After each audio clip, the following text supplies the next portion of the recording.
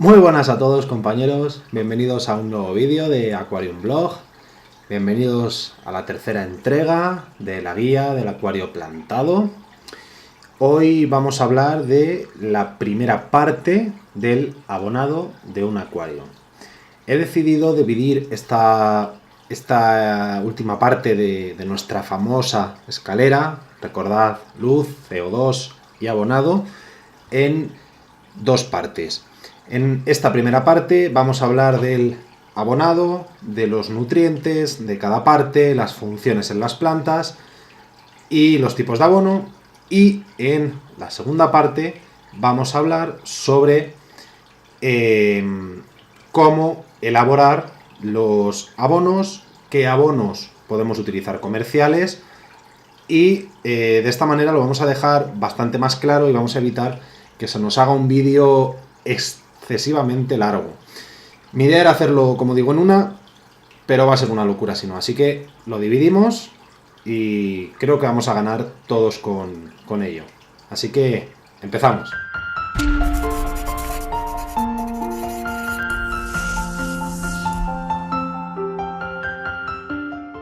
Bueno, pues como sabéis, el abonado es la parte final de la escalera, la parte de la que hablaba Justus von Liebig en su ley del mínimo, y es la parte que más miedo y quebraduras de cabeza trae a cualquier acuarista, a cualquiera que se quiera dedicar a los acuarios plantados. Constantemente estamos leyendo: mis plantas no tiran, tengo marcas en mis plantas, esta planta no tiene el color que yo quería. Bueno, un montón de cuestiones que la verdad es que pueden llegar a desesperar a cualquier acuarista. Y también es una de las partes que aparecen reflejadas con las algas. He empezado a abonar y me está saliendo alga filamentosa, alga verde, alga barba. Bueno, un montón de algas que, como sabéis, están relacionadas con los abonos y la descompensación de los nutrientes en nuestros acuarios. Entonces creo que es muy importante y como tal voy a tratar de explicarlo de forma sencilla, y en este vídeo es posible que haga más hincapié en mirar a la pantalla que tengo aquí del ordenador, porque no quiero cometer ningún error en las cosas que voy a decir. Y nada, si detectáis alguna cosilla me lo decís en los comentarios y aclaramos en los siguientes vídeos que hagamos, en un último vídeo donde podremos dar respuestas a dudas que os surjan sobre el tema del abonado, ¿vale? Así que bueno, como ya sabéis, estamos en la parte final de la cadena. Entonces, por mucho que nosotros le demos luz y CO2 a un acuario, si no le damos los nutrientes adecuados a las plantas, pues estamos limitando el crecimiento, en este caso por el recurso más escaso, que serían los abonos. Y dentro de los abonos hay que tener mucho cuidado con los equilibrios que tenemos de ellos, porque si están muy desequilibrados nos pueden salir algas, y si tenemos algún nutriente en unas cantidades menores a las debidas, lo que vamos a hacer es limitar el crecimiento de las plantas en relación a ese nutriente y no se desarrollarán correctamente. Entonces, para mí es una de las cosas muy importantes. ¿Qué va a ser lo primero que os quiero explicar?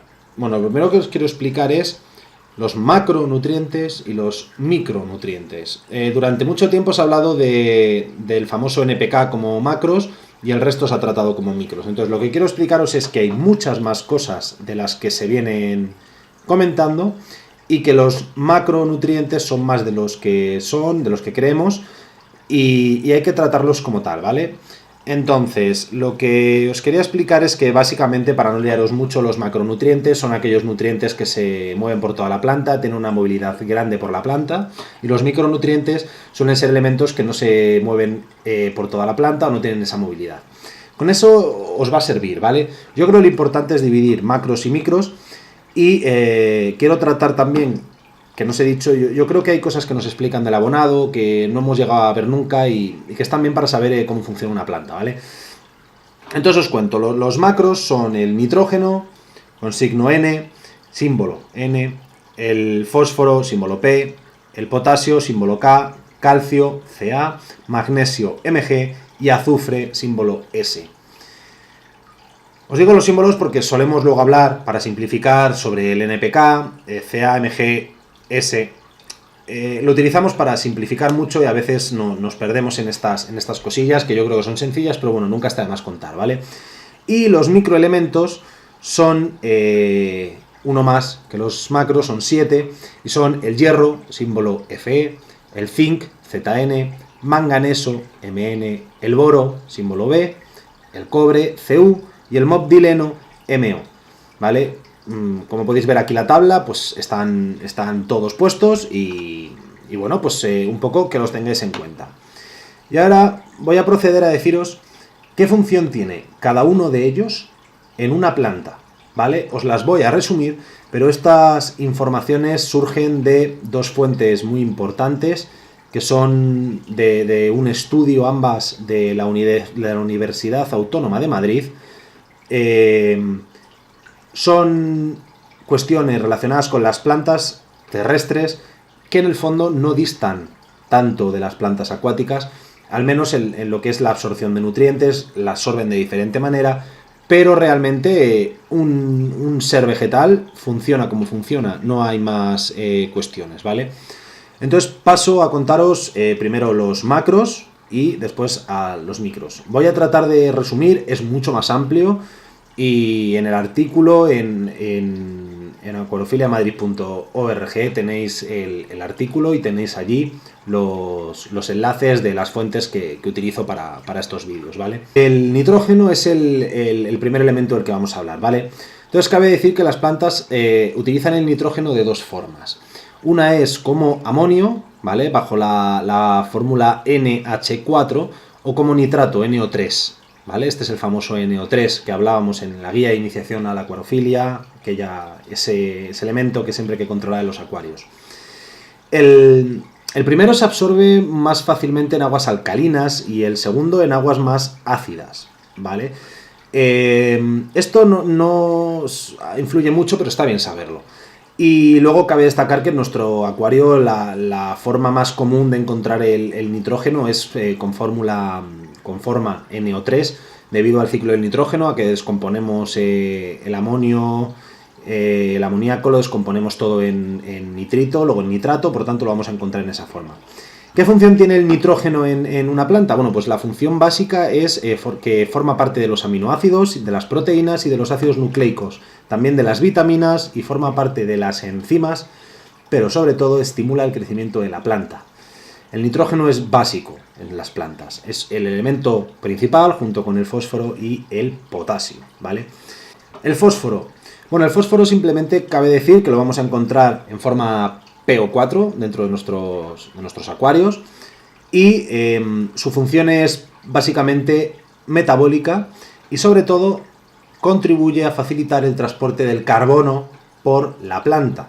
El carbono, ese elemento tan importante para transformar los nutrientes, ¿vale? La materia inorgánica en materia orgánica.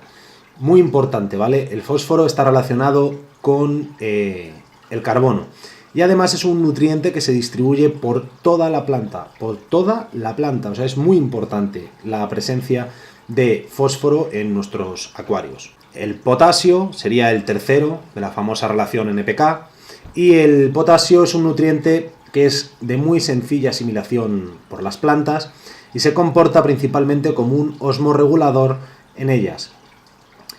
La osmorregulación es muy importante en cualquier ser vivo y por tanto cabe tener en cuenta que hay que tratarlo con mucho mimo y no puede estar ausente en nuestros acuarios. Por eso siempre se habla de tener potasio en el acuario, porque es muy importante. Más, el potasio influye directamente en la respiración celular de las plantas y a mayor presencia de potasio lo que vamos a favorecer es una mejor asimilación y una mayor eficiencia del nitrógeno, ya que el potasio, digamos, que ayuda a mover el nitrógeno por toda la planta. Es decir, cuando nosotros recomendamos en acuarios no muy acelerados el uso del potasio, tiene relación con todo esto que acabamos de decir, ¿vale? Y es lógico que cuando añadimos potasio a un acuario, automáticamente el nivel de nitrato, ¿vale? El consumo de nitratos del acuario se dispara. De repente el acuario empieza a consumir. ¿Por qué es? Por esto simplemente. Si la planta asimila mejor el nitrógeno, utiliza más nitrógeno, lo elimina del agua y se aprovecha más de él. Por eso ocurren estos desequilibrios, entonces es muy importante tener en cuenta el potasio como elemento básico dentro de un acuario. Pasamos a las partes menos comentadas, digamos, dentro del acuario plantado. Hasta mucho tiempo se ha tratado como micros y no se les ha dado la importancia que realmente tienen. El calcio es un elemento esencial en nuestras plantas. El calcio está estrechamente ligado con las células de la planta y forma parte de las paredes celulares de nuestras células y contribuyen a la formación del núcleo de las mismas y a las mitocondrias. Es decir, el crecimiento celular de las plantas está estrechamente ligado con el calcio. Es muy importante que tengáis esto en cuenta y que le deis la importancia que merece. Además, el calcio estimula el desarrollo de las hojas y de las raíces de las plantas, por tanto, doble motivo para tenerlo siempre presente en nuestros acuarios. Cantidades pequeñas, pero suficientes para que nuestras plantas puedan disfrutar de un crecimiento sano. El magnesio, estrechamente ligado con la presencia de calcio, es un elemento más importante del que nos pensamos también, porque está estrechamente ligado al metabolismo de la planta y al funcionamiento de algunas de las enzimas de las plantas. Y sobre todo, el magnesio está estrechamente relacionado con el potasio. Si tenemos un exceso de magnesio en el acuario, pues, o un exceso de potasio en el acuario, se va a ver ampliamente relacionado con el otro elemento, con el elemento contrario, que en este caso es el potasio. Por tanto, yo os recomiendo que lo tengáis en unos niveles adecuados, ambos parámetros, ¿vale? Además, ya sabéis que el calcio y el magnesio se encuentran en el agua debido a la dureza de la misma, por tanto, con tener una dureza de 4 o 5 grados en el agua es más que suficiente como para tener estos elementos cubiertos. Si no tenéis un agua de esas características, como puede ser aquí en mi caso en Madrid, pues os va a tocar abonarlo en unas pequeñas proporciones. Podéis utilizar, como he dicho muchas veces, Equilibrium de Siken, le metéis un poquito de dureza hasta 4, cualquier pez os va a sobrevivir en una dureza de 4 porque es muy pequeña y los peces son bastante adaptativos en ese tema concreto, no es mucho, entonces seguramente os vaya bastante mejor. Y por último tenemos como el último macro el azufre. El azufre es básicamente está relacionado con la regulación, con los procesos redox de los citoplasmas y de los cloroplastos de las plantas. Es decir, está estrechamente ligado con la absorción de luz. Por tanto, es bastante importante que tengamos unos niveles de azufre en el acuario correctos. Tienen que ser mínimos, de hecho no hay ninguna tabla, al menos que yo haya encontrado de fácil comprensión para verlo. Pero bueno, no hace falta que haya una cantidad grande, pero bueno, sí mínima para que todo funcione correctamente. Y bueno, rápidamente pasamos también al hierro, los micros. El hierro es uno de los elementos más importantes. Si me permitís, voy a leer un poco lo que yo tengo anotado sobre el hierro en el artículo. ¿Vale? El hierro es el responsable de diferentes procesos redox en una planta y además cuando hay una ausencia de pigmentos amarillos, cuando hay una deficiencia de hierro, los pigmentos amarillos predominan en las plantas, los carotenos. Son esos pigmentos que se van a ver más, los pigmentos amarillos. Por ello que aparecen zonas amarillentas en las plantas y nos marcan deficiencias de hierro, ¿vale? Si el nivel está correcto, vamos a ver un pigmento menos amarillento, más rojizo, y vamos a favorecer esos colores rojos de las plantas. No es el único que influye en dicho color, pero es bastante importante en el asunto. Y hay que decir como curiosidad que el hierro tiene una movilidad por la planta muy baja y está estrechamente ligado al exceso de fósforo y a la falta de potasio. El fósforo limita el movimiento del hierro y el potasio facilita, al igual que con el nitrógeno, su movimiento alrededor de toda la planta, a lo largo de la planta. Entonces es muy importante que lo veáis. Y también está relacionado con una cantidad elevada de manganeso y a la falta de luz. Si hay falta de luz, el hierro tiene más dificultad para asimilarse por la planta debido a ese proceso de transformación de energía lumínica en energía química. Y por otro lado, además, el manganeso también limita la movilidad del hierro por la planta. Por tanto, el manganeso. Por tanto, hay que tener bastante cuidado con sus niveles. Por todo esto es un poco lo que se suele decir, que siempre tiramos a hablar de clorosis ferrosas, es decir, nos falta color en las plantas por falta de hierro, y muchas veces no está tan ligado a la falta de hierro, tenemos hierro de sobra en el agua, lo que tenemos son factores limitantes que nos están impidiendo que ese hierro se absorba correctamente por las plantas. Entonces, simplemente quedaros con ese dato. Y llegado el momento, si tenéis que hacer una consulta, venís al vídeo o hacéis una consulta sobre el artículo en escrito y rápidamente vais a ver esa forma de detectarlo y lo vais a pillar todo bastante rápido. Pero, bueno, por si os puede servir, ahí os lo comento y espero que lo podáis aprovechar también. Por otro lado tenemos el manganeso. Es un elemento importante en la respiración celular y en la producción de oxígeno en las plantas. Y está muy relacionado con la metabolización del nitrógeno. ¿Vale? Cuando la planta consume amonio, pues una de las cosas que hay es que el manganeso le ayuda a asimilar ese nitrógeno proveniente del amonio. Como veis, cada vez son menos importantes, pero todos tienen una función vital en las plantas, ¿vale? El siguiente es el zinc, que es un elemento ligado a sistemas enzimáticos y a la síntesis de las proteínas. Por tanto, es vital dentro de una planta y es un compuesto esencial, pero hay que tenerlo en cantidades prácticamente indetectables. Normalmente, con cambios de agua es suficiente. El cobre es elemento que es muy peligroso con invertebrados. Cuidado con el abonado de acuarios con invertebrados y la adición de cobre, ¿vale? Tener mucho cuidado. Yo ahí no os puedo contar mucho porque no tengo más que aquí caracoles que no sufren ese tipo de cosas, pero bueno, el cobre es importante también dentro de todo este proceso de abonado. El cobre interviene en los procesos de metabolización del nitrógeno, una vez más, y en la creación de paredes celulares en las plantas. Es decir, es muy importante, como todos los demás micros, como veis, todos tienen una función de verdad. Es que es vital tener esta parte en cuenta de todo lo que aportan los micros en un acuario. El boro es otro de los elementos que está bastante olvidado. El boro interviene en la división y el crecimiento celular de las plantas y está ligado al crecimiento de las células.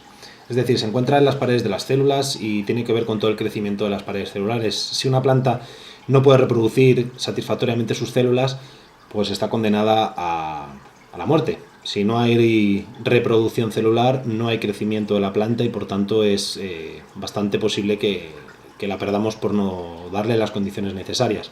Tenemos también el molibdeno, elemento que, si os soy sincero, yo ni conocía, no sabía ni que estaba presente, pero que después de estos estudios, esta búsqueda por los estudios de internet, de la Universidad Autónoma de Madrid también, pues resulta que está ligado a la metabolización del nitrógeno también y a los procesos redox en las plantas.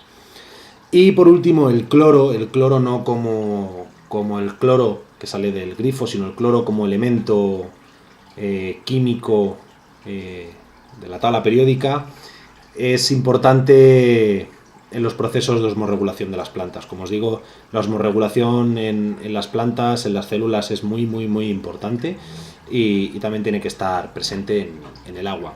Bueno, como veis, todo tiene una función. Aquí todo tiene una función, desde la primera parte de la luz, esta parte del espectro, el pigmento, el CO2, el carbono, en este punto, el líquido, no líquido, este elemento, este otro elemento, todos tienen una función. Por tanto, hay que entenderlo desde la complejidad que esto tiene, pero a la vez hay que simplificar también todo esto que estamos hablando, ¿vale? Entonces, ¿cómo lo podemos simplificar? Bueno, pues vamos a hablar de varias cosas interesantes. ¿Qué es lo que naturalmente se produce en un acuario y qué es lo que con cambios de agua, que es lo principal que tenemos que hacer cualquier acuarista, que introducimos en el acuario con los cambios de agua? Vale. Un acuario produce, por un lado, nitrógeno en cualquiera de sus formas y fósforo en forma de PO4. Es decir, esos dos macroelementos los tenemos cubiertos. El calcio y el magnesio lo vamos a introducir generalmente, porque depende de dónde sea el agua, con la propia dureza del agua. Viene presente en el agua de los acuarios. Sin embargo, hay elementos que nos vamos a encontrar, ¿vale? Pero, por ejemplo, en general, la mayoría de los micros sí que vienen en el agua del grifo, pequeñas cantidades, más pequeñas de las que desearíamos muchas veces para abonar el acuario. Por tanto, si tenemos un acuario muy exigente, deberemos abonarlos. En acuarios más sencillos, de bajos requerimientos, no va a ser obligatorio el hacerlo. Lo que sí que nunca vamos a meter en el acuario son elementos como el potasio. El potasio, la única manera que tenemos de introducirlo al acuario es aditándolo. Tenemos que aditar el potasio en el acuario porque si no, no va a entrar nunca. Por tanto, es imprescindible el abonado de este nutriente prácticamente en cualquier tipo de acuario, incluso en los low-tech, en los acuarios de bajos requerimientos, como hemos dicho, es importante el aditar este tipo de micro para que por lo menos esté presente en el acuario y de esa manera las plantas no las limitemos por falta de un nutriente tan esencial que hemos visto que es el potasio. Si le limitamos con un elemento tan esencial, da igual que tengamos una luz adecuada para un bajo requerimiento, un CO2 suficiente por lo que produzcan los peces, que vamos a cortar la planta en uno de sus procesos vitales, como es el potasio y la asimilación del nitrógeno, ¿vale? Entonces es muy importante el tenerlo en cuenta. Entonces, ¿cómo abonamos un acuario? Bueno, pues para abonar un acuario tenemos dos opciones. O podemos abonarlo con productos caseros, con productos químicos que se compran, sales, hacemos disoluciones, o podemos utilizar productos comerciales, ¿vale? Lo dejo aquí de momento. Ahora en el próximo vídeo hablaremos de esos productos, cómo utilizarlos, cómo prepararlos, pero tengáis ahí ya la pincelada de ello, ¿vale?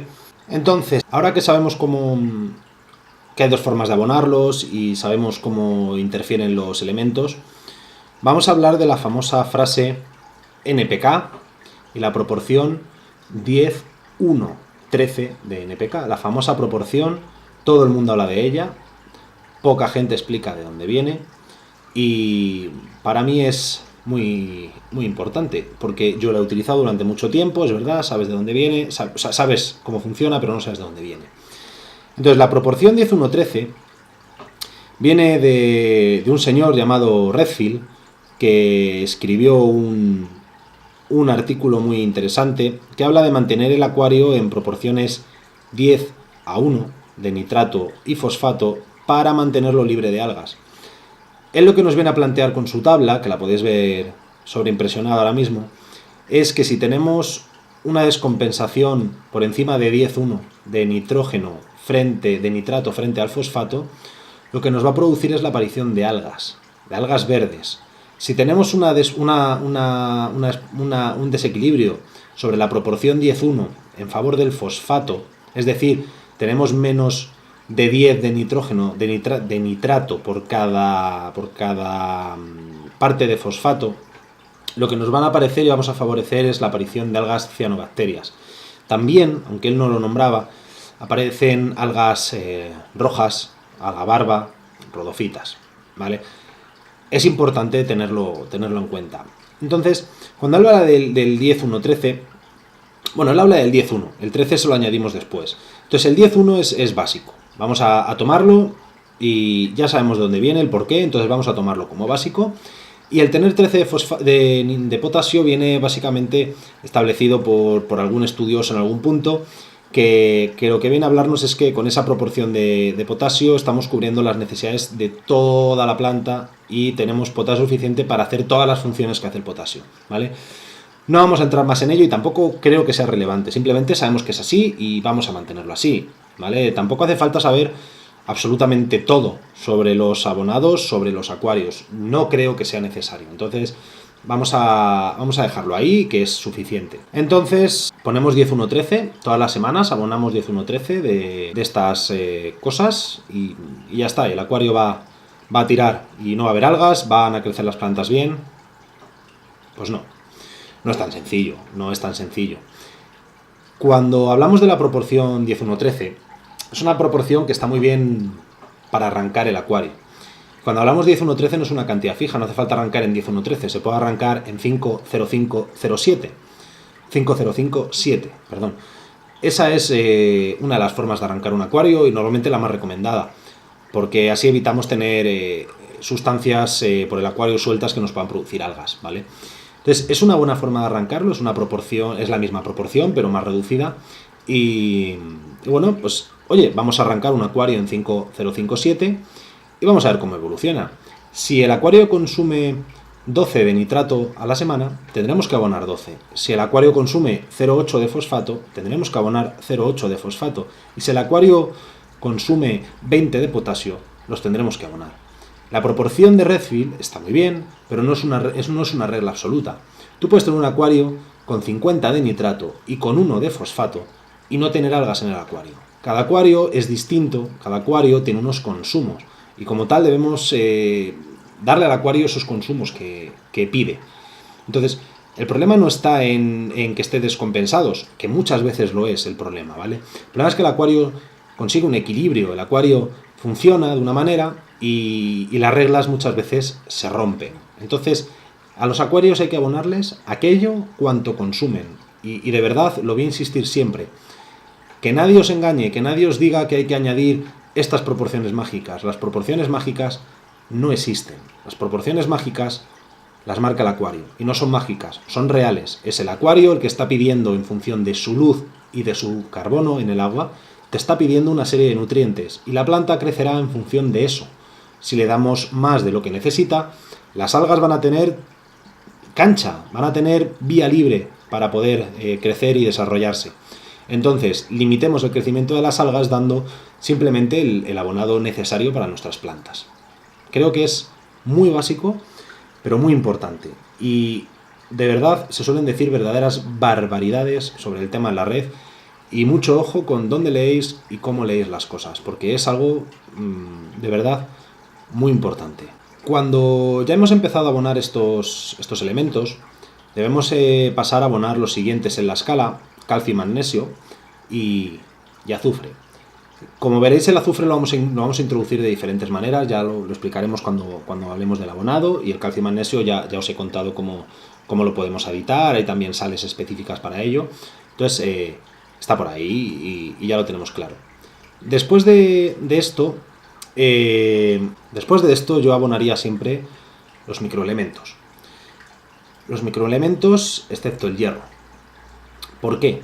Pues básicamente porque el hierro es mucho más delicado, ¿vale? El hierro es más delicado, entonces yo creo que es mejor limitar a la planta primero por crecimiento de hierro, por falta de hierro, carencia de hierro, y luego ir añadiéndolo poco a poco en el acuario. Es decir, vamos a incorporar el NPK, vamos a incorporar el calcio y el magnesio, vamos a incorporar el azufre, vamos a incorporar los microelementos, toda esa lista: boro, zinc, manganeso, molibdeno, cobre. Vamos a introducirlos de la manera que ya veremos, y una vez tengamos eso ya funcionando también, en la tercera semana, tranquilamente y sin ninguna prisa, empezamos a editar hierro. El hierro siempre en proporciones 0,02, 0,05 miligramos por litro. ¿Por qué estas cantidades? Porque si no, la presencia de algas puede ser bastante grande en el acuario. Los abonos comerciales, muchos de ellos son ricos en hierro. Y es verdad que el hierro se puede editar desde el primer momento. Es más, ADA recomienda el uso de hierro en la primera fase y en la segunda fase del crecimiento de las plantas. Es decir, el famoso Step 1 y Step 2 de la gama Brighty de ADA nos añaden estos elementos porque contribuyen al enraizado de las plantas, al desarrollo radicular de las plantas. Se puede utilizar, pero yo personalmente, si no tenéis una experiencia grande, no lo haría, ¿vale? Yo actualmente sí que empiezo a atreverme a editar hierro desde el primer momento, pero sinceramente no merece la pena jugársela para los beneficios que nos trae frente a los inconvenientes que nos causa. Creo que la balanza queda muy desnivelada en contra del hierro. Por tanto, esperar 3 semanas, ir equilibrando el acuario, ir viendo cómo funciona y ya después procedéis a añadir el hierro. Y dentro de estos nutrientes también os digo esta relación, esta escalera, porque están bastante relacionados. El NPK es lo más importante, después está el calcio y magnesio, después están los micros con el azufre y por último el hierro. En ese orden de prioridades, los primeros son muchísimo más limitantes en el crecimiento de la planta que los últimos. porque tienen funciones menos esenciales, menos vitales dentro de la planta, aunque todas son vitales, pues algunas de ellas son menos importantes. Por tanto, os recomiendo que sigáis de verdad esa cadena y lo hagáis de forma correcta. Y hasta aquí esta primera parte del abonado. Y simplemente volver a recordaros lo que os llevo recordando durante toda la serie. El hecho de que no abonéis un acuario no quiere decir que vuestro acuario sea menos que el de alguien que lo abone, ¿vale? Sí que os recomiendo que, por mucho que tengáis un acuario de bajos requerimientos, ya veremos más adelante cómo abonar ese tipo de acuarios, pero abonarlos un poco, un mínimo, darles nutrientes suficientes a las plantas para que puedan desarrollarse y no les deis demasiados nutrientes a las algas. Simplemente es un poco que esté presente en el agua, porque serán acuarios que no van a consumir mucho. Pero recordad, si lo hacéis, vuestro acuario de bajo requerimiento será un acuario muy bonito y será más difícil que os sintáis desprestigiados por alguien que tiene unos acuarios de otro estilo, más avanzados, de grandes requerimientos. Así que espero que os esté gustando la serie, de verdad. Es un esfuerzo enorme, pero estoy disfrutando mucho haciéndola. Así que os espero en el próximo capítulo, en el cuarto, para hablar de cómo abonar el acuario plantado. Un saludo a todos.